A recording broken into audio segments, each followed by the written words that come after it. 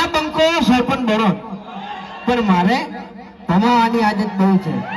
બરાબર બે પણ કેસે થઈ ગયેલા છે આ બંકા ઉપર હા હા શું છે? આ બાજુ હા? અબે તેરે નામ કા કુત્તા પાલુ બે ત્રણ કેસ થઈ જાય ને તારા ઉપર તો તું મફુજીના ભરતજીના ઘેર કગર તો ફરે જમીન માટે ઓએ એટલે ભાઈ હવે તો મારે કા કરવાની જરૂર છે હે આજીવનની પરિષદ કોઈ હોતો નહીં આ 20 વર્ષ કાઢવા નથી જેલમાં પડે રે લ્યા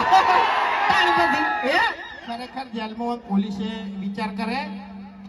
કે હું આને ખોટું લઈ જાઉં મરી જાય ને તો હોમો અમને દોગમી આલ છે આર્યો બરોબર આ વચ્ચે તો બોલતો હતો કે 300 હાથ લાગે તો કોઈ ફરક નહીં પડતો હવે 300 હાથ જેને લાગે નહીં એને પૂછ્યા પેલા એટલે ઓભર મારી વાત એ બધા ધંધા મેં બંધ કરી દીધા છે બરાબર છે હા આપણે જો ખૂંટાઈ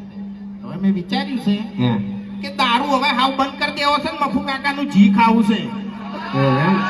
બરોબર અને જી ખાઈ અને એવું શરીર બનાવવું છે ને એટલે પહેલા તો ખ્યાગાર ને પાડવો છે ખેગર થોડાક પાવરમાં નહીં ફરતા કોઈ ખ્યાગાર હે? કેવું ખબર ખેગર પાવરમાં ફરે છે બલ્લુ પાવરમાં ફરે છે પેલો ભૂપતજી પાવરમાં ફરે છે એક દાડો વારો લેવો છે આ છેડેથી પેલા છેડે બધાને ભમાવતું જ આવ્યું છે શું કેવું હે વચ્ચે મફુજીનું ઘર આવે પાછું આપણે રોલર તો લાયા છે ખબર છે ને જીસીબી ના વાકડાનું રોલર લાયા ખબર છે ને આ શેરીથી ઉલાડવાનું ચાલુ કર્યું છે તે જોથી ના ઉલડે ને બધા એટલી ઘડી બંધ નહીં કરું પણ યાર વચ્ચે મફુજીનું ઘર આવે છે ઓય આગેવાન પથારી ફેરવી છે ખરેખર અમારા ગામમાં આગેવાન ના હોય ને તો આટલી ઘડી ગોમ્બે થઈ ગયું હોય અને અમે નેશનલ ગુંડા થઈ ગયા હોય મોટા આ તો ગામમાં ખાલી એક બે જણા આગેવાન થઈ ગયા છે ને હિરાત નડી છે ઓય અમાર કેવું ખબર અમાર બાર ગામ જ હેડે છે ગામમાં કોઈ હેડતું નહીં એવું બધું ના કહેવાય હોય એવું બધું ના કહેવાય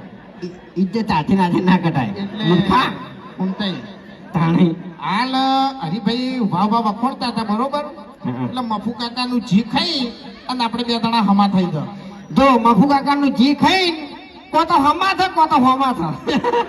બરાબર બે વસ્તુ થાય એમ એટલે પાછા મફુજીનું હમા ના પડતા હો આપણે ઈન ના પડે એ તો ગરજ તો ભાઈ ધૂળની પડે એમ એટલે બીજું કોઈ નહીં હવે આપણે હરિભાઈ કીધું